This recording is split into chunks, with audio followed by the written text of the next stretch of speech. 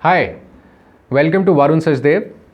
On this YouTube channel, I want to talk about various things which are important in life generally, जैसे कि health, wealth, happiness and long-term well-being and even how we can make our legacy.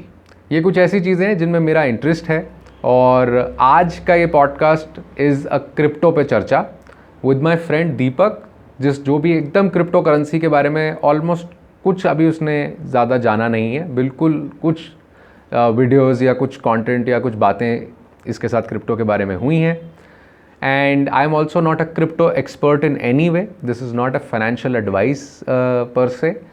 This is just our conversation, our understanding कि ये crypto चल रहा है दुनिया में क्या है और हम क्या समझते हैं उसके बारे में. तो आई होप कि आप कॉन्वर्सेशन एंजॉय करें. वेलकम दीपक. हाय. मैं क्रिप्टो करेंसी के बारे में जानता हूँ थोड़ा बहुत. ओके. और मैं इसके अंदर इन्वेस्ट करना चाहता हूँ. तो मैं चाहता हूँ आप इसके बारे में मेरे को और अच्छे से समझा पाए जो मैं इसके अंदर इन्वेस्ट कर सकूँ. हाँ, तो मैं भी क्रिप्टो का, जैसे मैंने कहा, कोई एक्सपर्ट नहीं हूँ, लेकिन मैंने क्रिप्टो में इन्वेस्ट ज़रूर किया है. तो मुझे उतनी ही नॉलेज है जितनी मुझे लगी कि मेरे को चाहिए टू बी कॉन्फिडेंट इनफ कि मैं इसमें इन्वेस्ट कर सकता हूँ. अच्छा, मेरा फर्स्ट क्वेश्चन ये है, क्रिप्टो है क्या चीज़? यार, क्रिप्टो डिजिटल मनी है, ठीक है, जिसको किसी सरकार ने नहीं बनाया, जिसको एक कोड या प्रोग्राम के थ्रू रन किया जाता है. मतलब इंटरनेट का पैसा है ये. और इसको आज की डेट में एक एसेट क्लास यानी कि एक इन्वेस्टमेंट की अपॉर्चुनिटी की तरह देखा जा सकता है. इसके अंदर इन्वेस्ट क्यों करें? इसके अंदर इन्वेस्ट करने के बड़े सारे कारण हैं. पहला कारण तो ये है कि जैसे लॉकडाउन हुआ, जब से लॉकडाउन हुआ है सरकारों ने बहुत सारे पैसे छापे हैं, बहुत सारे नोट छापे हैं. जितने ज़्यादा नोट छपते हैं उतनी करेंसी की वैल्यू कम हो जाती है, ठीक है. पहले के समय में, आज से लगभग 50 साल पहले तक, एक थोड़ा कायदा फॉलो होता था बैंक्स का कि भाई जितनी उनके पास सोने का रिज़र्व होता था उसके कुछ प्रपोर्शन में वो करेंसी छापते थे. धीरे धीरे इनका ये कायदा बेकायदा हो गया, ठीक है. तो 2008 में जब फाइनेंशियल एक क्राइसिस आए थे वर्ल्ड ओवर, मतलब आर्थिक स्थिति बहुत ख़राब हो गई थी, और उसका मेजर कारण ये था कि बैंक्स ने, स्पेशली यूएस के बैंक्स ने, बहुत ही गलत तरीके से लोन दे दिए थे. बहुत सारे लोगों को बहुत सारा लोन दे दिया था ऐसे ही, उनके पेपर, क्रेडिबिलिटी वगैरह देखे बिना. तो वो किस्तें नहीं चुका पाए तो करेंसी इस लेवल पे पहुंच गई कि जहां पे जो है एक बहुत बड़ा फाइनेंशियल क्राइसिस आया था. ऐसे ही कई फाइनेंशियल क्राइसिस दुनिया में आते रहे हैं. तो जब ऐसे फाइनेंशियल क्राइसिस आते हैं तो प्रॉब्लम ये होती है कि जो चीज़ें होती हैं वो बहुत महंगी हो जाती हैं, और जो आपकी इन्वेस्टमेंट्स होती हैं उनके दाम जनरली बड़े कम हो जाते हैं. इसको कहते हैं डीवैल्यूएशन, जो कि डिफ्लेशन की वजह से आती है. ये इकोनॉमिक्स की, अर्थशास्त्र के कॉन्सेप्ट्स हैं कि इन्फ्लेशन यानी कि कीमतें बढ़ रही हैं. हम न्यूज़ में सुनते हैं इन्फ्लेशन बढ़ रहा है, हर साल इन्फ्लेशन बढ़ रहा है. Then there is deflation also, कि भाई कीमतें कम हो सकती हैं. तो मान लो चीज़ों की कीमतें बढ़ गई, एवरेज मान लेते हैं 100 से 130 रुपये चली गई, ठीक है. तो जो तुम्हारे पास जो 100 रुपये थे, अब उसमें कम सामान आ सकता है. लेकिन अगर तुमने अपने 100 रुपये को उतने ही टाइम में 200 कर लिया होता, राइट, तो तुम सही जगह होते, तुम सेफ्टी में रहते, तुम उस लाइफस्टाइल को मेंटेन रख सकते थे, और साथ में तुम्हारे पास एक्स्ट्रा पैसा भी बचता. तो हम इन्वेस्टमेंट, जैसे मेरा भी इंटरेस्ट रहता है इन्वेस्टमेंट में, क्योंकि मैं सिर्फ एक सैलरी या किसी चीज़ पे डिपेंड नहीं करना चाहता लाइफ में. तो पहली चीज़, क्यों करें क्रिप्टो में इन्वेस्ट? क्योंकि ये एक इन्वेस्टमेंट का ऑप्शन है. हर इन्वेस्टमेंट ऑप्शन की तरह रिस्क इसमें भी है. कितना रिस्क है, क्या नहीं है, वो बंदा अपने आप कैलकुलेट करता है. बट ये एक इन्वेस्टमेंट का ऐसा ऑप्शन है जिसको कंसिडर किया जा सकता है. इन्वेस्ट कैसे करें इसके अंदर? यार, इन्वेस्ट करने का आज की डेट में काफ़ी सिंपल तरीके हैं वैसे तो. हालांकि इंडिया में अभी भी रेगुलेशंस पे काम हो रहा है, मैक्सिमम कंट्रीज़ में काम इस पे हो रहा है. क्रिप्टो अभी भी बहुत नया कॉन्सेप्ट है, ठीक है. तो लेकिन इंडिया में ऐसे कई सारे एक्सचेंजेस हैं. एक्सचेंजेस यानी कि ऐसी ऑनलाइन वेबसाइट्स हैं जिनसे, जैसे म्यूचुअल फ़ंड खरीदने के लिए वेबसाइट होती हैं, वेरियस फंड्स की वेबसाइट होती हैं, पेटीएम, जिस तरह की वेबसाइट्स हैं. ऐप्स हैं, इसी तरह की एप्लीकेशंस और वेबसाइट्स हैं स्पेसिफिकली क्रिप्टो के लिए। कोई भी गूगल करेगा क्रिप्टो का लेट्स से एप्लीकेशन, तो आपको कुछ आ जाएंगी। उसमें से आप रेटिंग पढ़ सकते हो, कौन सी आपको अच्छी लग रही है, क्या लग रही है, रिव्यूज़ पढ़ सकते हो। बहुत लोगों ने मतलब उसके बारे में लिखा होगा, मेंशन किया होगा, और आप किसी ऐप के थ्रू जो है क्रिप्टो में इन्वेस्ट कर ये सकते शेयर मार्केट है जैसे, और आपका म्यूचुअल फाइनेंस है, ये इससे अच्छा रिटर्न देता है? यार ये जो क्वेश्चन है ना, जब भी कोई ये पूछता है ना कि कोई चीज़ कितना रिटर्न देगी और कोई चीज़ मतलब किससे कितना रिटर्न देगी, ये सब समय पे डिपेंड करता है। अगर कोई इसको फिक्स्ड करके कहीं भी इन्वेस्टमेंट करके कोई फिक्स करके ये बोल देता है कि जी आपको इतना रेट ऑफ इंटरेस्ट तो मिलेगा ही मिलेगा, वो सिर्फ एक बैंक में होता है जहाँ वो फिक्स कर देते हैं ना, एफडी में जो रेट होता है, इसीलिए वो उतना ही मिलता है कि वो इन्फ्लेशन भी बीट नहीं कर सकता, ठीक है। उसके अलावा ना म्यूचुअल फंड में, ना शेयर मार्केट में, ना बिटकॉइन में ये कहा जा सकता है कि क्या ये इससे ज़्यादा रिटर्न देगा ही देगा। तो वो आप अपनी गट फील और वो आपको जो चीज़ें दिख रही होती हैं, समझ आ रही होती हैं, आप उसके बेसिस पे कह सकते हो कि हाँ यार ये देगा ही देगा। पर मैं तेरे को वैसे कह दूँ हाँ भाई तू टेंशन ना ले, मेरे कहने पे लगा दे, वो that is not the way to go. Return तो सारी चीज़ें देती हैं। हो सकता है 3 महीने ऐसे आ जाएं जहाँ पे शेयर मार्केट या म्यूचुअल फंड बहुत ज़्यादा बढ़े और क्रिप्टो हो सकता है कम हो जाए। कोई भी इन्वेस्टमेंट उसके दाम बढ़ते घटते रहेंगे। हम क्या देख सकते हैं कि लॉन्ग टर्म में किस में ग्रोथ की पॉसिबिलिटी ज़्यादा लग रही है, किस में रिस्क कितना है, और उनका वो क्या है, एक तरह का रेशियो क्या है, जैसे जिसको कहते हैं रिस्क एनालिसिस कह ले, कि हम रिस्क को स्टडी कर रहे हैं। एक तरह से शौक है हमें, भाई खतरा तो लेना पड़ता है किसी ना किसी तरह का, लेकिन जो उसकी स्टडी है उसको कहीं ना कहीं रिस्क एनालिसिस बोलते हैं। तो म्यूचुअल फंड का क्या है कि सेंसेक्स जो होता है हमारा, वो ऊपर जा रहा है तो म्यूचुअल फंड भी ऊपर जा रहे हैं, वो नीचे आ रहा है तो म्यूचुअल फंड भी नीचे आ रहे हैं। म्यूचुअल फंड का सबसे सिंपल फंडा कि उसमें लोगों को प्रॉफिट कैसे होता है, वो सिंपल फंडा ये है कि हर महीने एक फिक्स्ड अमाउंट के लोग म्यूचुअल फंड ले लेते हैं। मान ले कोई 10,000 रुपये की किस्त मान लेता है अपने बैंक से कि हर महीने 1 तारीख को 10,000 रुपये चले जाएंगे, ठीक है। तो अब किसी महीने सेंसेक्स ऊपर है, किसी महीने नीचे है, तो जितने भी वो प्राइस पे खरीदेगा उसकी हो जाएगी एवरेज। पर ओवर द लॉन्ग रन, मान ले 2 साल, 5 साल, 10 साल, ये जब से सेंसेक्स से शुरू हुआ है वो तब से ज़ीरो से स्टार्ट होके आज 50,000 पे ही है ना। तो उसमें उतार चढ़ाव कितने भी आ जाएं, लेकिन इकॉनमी तो आगे बढ़ती है ना, और नोट छप रहे हैं दुनिया में, और लोग पैसा कमा रहे हैं, तो और इन्वेस्टमेंट होती है, तो कंपनीज़ और बड़ी हो जाती हैं, राइट। तो वो चीज़ तो बड़ी होती ही जा रही है। तो ओवर द लॉन्ग रन हम जो इन्वेस्ट करते हैं लॉन्ग टर्म के हिसाब से करते हैं, तो over the long run mutual funds में भी पैसे बढ़ेंगे, शेयर मार्केट में भी पैसे बढ़ेंगे। हो सकता है ब्लॉकचेन टेक्नोलॉजी में बहुत ज़्यादा बढ़ जाए, या हो सकता है कुछ भी ना हो, वो आपकी स्टडी पे है। मैं जो ब्लॉकचेन टेक्नोलॉजी, डिसेंट्रलाइजेशन के बारे में पढ़ रहा हूँ, मुझे क्लियर ये समझ आ रहा है कि भाई ये टेक्नोलॉजीज़, ये चीज़ें पॉपुलर ज़्यादा होंगी, ये ज़्यादा एडवांस्ड फॉर्म है, तो इसको ज़्यादा से ज़्यादा इसकी एप्लीकेशन बढ़ती जाएगी। तो लेकिन वो फिर भी एक रिस्क है, बस हम उसको जान के कैलकुलेट करके लें कि भाई अगर मैं लॉन्ग टर्म की सोच रहा हूँ तो क्या है, और शॉर्ट टर्म में तो बताना मुश्किल है कौन किससे ज़्यादा इन्वेस्टमेंट देगा। But just to add also, पिछले 2 साल का ही अगर ट्रैक रिकॉर्ड देखें, वो तो देखो बहुत अच्छा रहा है। पिछले 2 साल में मतलब करेंसी, बिटकॉइन वगैरह बढ़ा भी है लेकिन घटा भी है, लेकिन फिर भी जितने पैसे उसमें होंगे शायद सेंसेक्स या म्यूचुअल फंड में ना हुआ। तो टाइमिंग का भी बहुत लेना देना। आपसे बात करके अच्छा लगा म्यूचुअल फंड के बारे में, क्रिप्टो करेंसी के बारे में, और आपने शेयर मार्केट जो भी आपने बात बताई, ये न्यू टेक्नोलॉजी है क्रिप्टो करेंसी, तो मैं इसमें भी इन्वेस्ट करना सोच रहा हूँ कि करूँ, और कर सकते हैं। रिस्क है, लेकिन रिस्क पे ही दुनिया कायम है, हर चीज़ में रिस्क है। हाँ यार, अगर नहीं करते मान लो, तो और क्या क्या करते हो आप अपने पैसे के साथ? बैंक के अंदर ही वही एफडी वगैरह, अपना कहीं किसी को लोन दे दिया, उसकी केस कमेटियाज होगी, ये सब चीज़ें। हाँ, तो यार ये सब चीज़ें चलती हैं, ऑब्वियसली इंडिया में बहुत चलती हैं, राइट। कमेटियाँ भी चलती हैं, लोन भी चलते हैं, एफडियाँ भी चलती हैं, लेकिन और बड़े पुराने टाइम की चीज़ें हैं, और आज भी एक तरह से जो काला धन है भैया वो ऐसे ही इसी में खेल रहा होगा, या जो भी है, मतलब बिजनेसमैन भी यही करते हैं, जो भी वो है ठीक। लेकिन does it really give that level of return?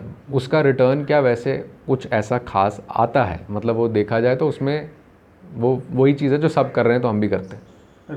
Long term नहीं होता, हाँ, परसेंटेज होती है, 5%, 2%, राइट। कभी 2 महीने तो कभी साल भर, कभी 2 साल, कभी लॉन्ग टाइम, ऐसा नहीं चलता है। हाँ, कम्युनिटीज़ का भी ऐसा ही है। फिर किसी को लोन दो तो उसको भी जब जरूरत होती है वो जब ले जाता है बाद में दे देता है। उसको हम किस परसेंटेज पे देते हैं वो, फिर जो आपकी एफडी है वो हमारे ऊपर है, हम कब तक रख सकते हैं। हाँ, तो यार देखा जाए एक इसमें एंगल आता है, एक तो रिस्क का, कि रिस्क तो इसमें भी है। कोई लोन दो पैसे लेके भाग सकता है, जैसे बैंक्स के भाग जाता है, ठीक है। किसी ये कमेटियाँ डालो उसमें भी कुछ ना कुछ हो सकता होगा, ठीक है। कोई करप्ट हो जाए, भाग जाते हैं, जो भी होता है, राइट। बड़े बड़े स्कैम होते हैं, छोटे भी होते होंगे। प्लस तीसरा तुमने बोला एफडी। एफडी में वही है कि एक तो रिटर्न ऑब्वियसली बहुत कम मिलता है, दूसरा भाई बैठने को बैंक भी बैठ जाते हैं। ऐसे बैंक के किस्से हुए हैं जहाँ पे बैंक ही बैठ गए, आपका पैसा अब आप नहीं निकाल सकते या बहुत समय के लिए लॉक हो गया है। तो बैंक में भी पूरी तरीके से पैसा अनफॉर्चुनेटली सेफ़ नहीं है। तो ये भी एक एंगल है ही कि सेफ्टी का। और हाँ, बाकी लॉन्ग टर्म के पर्सपेक्टिव से ये चीज़ कहीं ना कहीं समझने वाली है कि यार जैसे शेयर मार्केट है या स्टॉक मार्केट है, इसमें हो क्या रहा है कि इसमें ये हो रहा है कि जिन लोगों ने, जैसे अमेज़न दुनिया की ऑलमोस्ट सबसे बड़ी कंपनी में से एक है, ठीक है। पर सोचो यार, अमेज़न भी किसी ने अपने घर से शुरू करी, ठीक है। जब उस बंदे ने अपने घर से काम शुरू किया और उसने थोड़ा काम, जैसे अमेज़न का जो काम था वो किताबों से शुरू हुआ था, ठीक है। उसने किताबें का काम अपना शुरू किया, जो भी घर से किया, और वो उसको बड़ा करता रहा कि ऑनलाइन किताब आप मंगा सकते हो। पहले कोई नहीं करता होगा किताबें देना ऑनलाइन, जो भी है। फिर उसका थोड़ा काम बड़ा हुआ, तो उसने किसी से फंडिंग ली कि भाई मेरे को अपने बिज़नेस को एक्सपैंड करना है, तो मुझे बड़ी जगह चाहिए होगी, लोग चाहिए होंगे, खर्चे बढ़ेंगे, तो आप मुझे पैसा दो, बदले में मैं आपको बिज़नेस की इक्विटी दूंगा। इक्विटी मतलब बिज़नेस का हिस्सा दे दूंगा, ठीक है। तो मान लो उससे किसी ने 10 लाख रुपए लिए और कहा ये लो मेरी कंपनी का 1% आपका हुआ, ठीक है। अब आप कहोगे 1% क्या होता है साले कंपनी का, 10 लाख रुपए दे रहा हूँ तुझे, तू मुझे कंपनी का 1% देगा, क्या है ये। लेकिन इसमें क्या चीज़ है, जो उसको 10 लाख रुपए दे रहा होगा वो उसको इतनी समझ होगी कि भाई ये आज कंपनी जो है जिसका मैं 1% का 1 लाख रुपए दे रहा हूँ, वो कल को हो सकता है 1 लाख करोड़ में बदल जाए उसका 1%, हो सकता है, राइट। और हुआ है, होता ही है।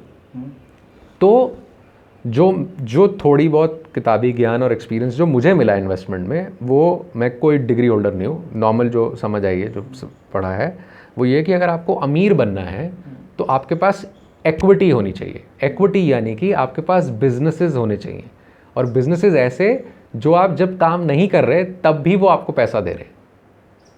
फॉर एग्जाम्पल, जिसने अमेज़न में पैसा लगाया उसको इक्विटी मिल गई, बिजनेस का हिस्सा मिल गया, लेकिन वो अमेज़न के लिए काम तो नहीं कर रहा ना, काम अमेज़न कंपनी करेगी, लेकिन जिसने पैसे लगाया था उसका पैसा की वैल्यू बढ़ती जाएगी। शेयर होके उसके पास। हाँ, यही है इक्विटी या बिटकॉइन, मतलब इक्विटी होना।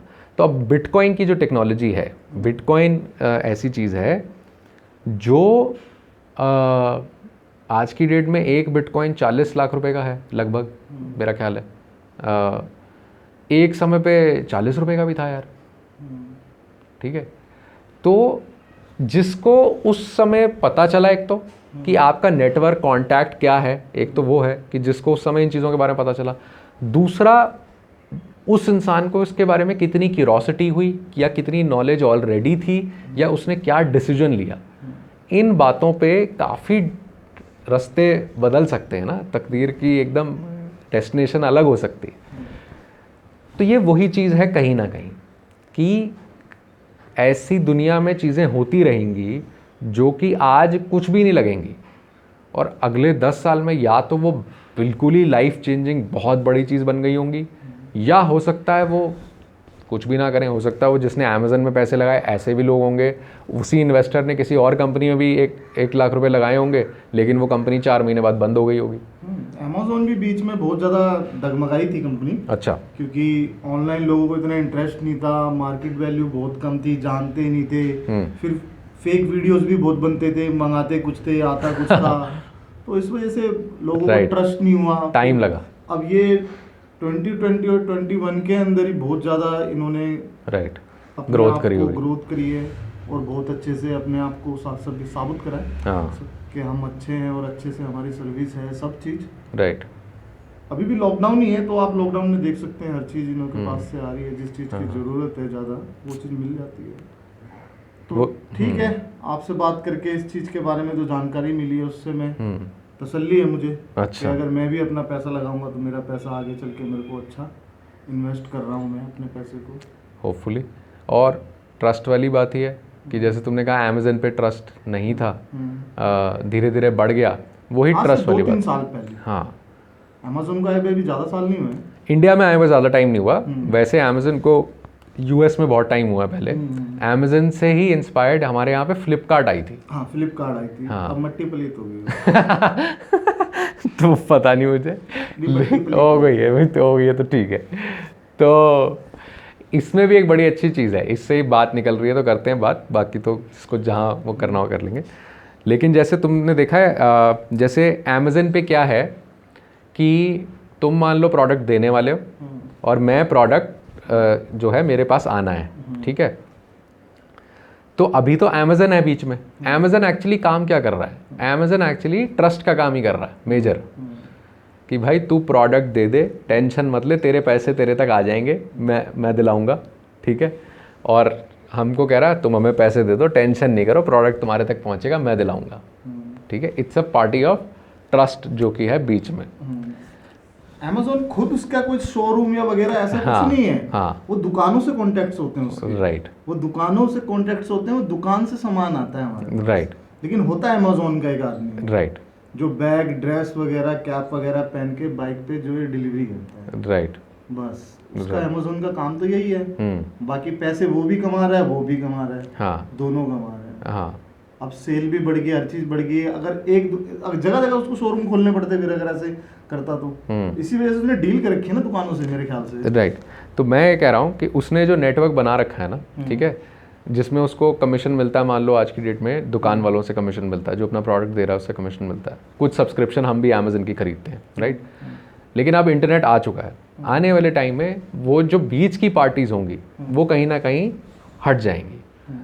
फॉर एग्जाम्पल, ऊबर वाला अगर ऊबर के लिए कैब चलाता है, वो ऊबर की ज़रूरत होगी नहीं कि हम ऊबर को पैसे देंगे, ऊबर बंदे को देगा। ऑनलाइन ब्लॉकचेन टेक्नोलॉजी के थ्रू ही ऐसे कॉन्ट्रैक्ट होंगे और ऑनलाइन पेमेंट ऐसे एक्सचेंज हो सकेगी कि हमको थर्ड पार्टीज़ की बीच में ज़रूरत नहीं पड़ेगी। हो सकता है। हाँ, हो सकता है। यही कहीं ना कहीं ब्लॉकचेन का फ्यूचर भी है कि वो लोग और ऐसे मिडिल पार्टीज़ को हटा देंगे कि ऑनलाइन ट्रस्ट लोगों में बन पाए।